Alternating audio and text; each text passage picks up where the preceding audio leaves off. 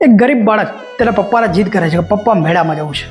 તેના પપ્પા કહે છે કે બેટા ખિસ્સામાં પૈસા નથી, મેળામાં લઈ જવું ખરો પણ તને કંઈ અપાઈશ નહીં.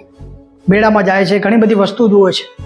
તો બાળક જુએ છે કે આઈસ્ક્રીમ, પપ્પા મારે આઈસ્ક્રીમ ખાવી છે, આઈસ્ક્રીમ ખાવી છે. પપ્પા કે બેટા પૈસા નથી. એના બાપને પણ થાય છે કે મારું ખિસ્સું ખાલી છે, મારા બાળક માટે હું કંઈ પણ કરી શકું એમ છું.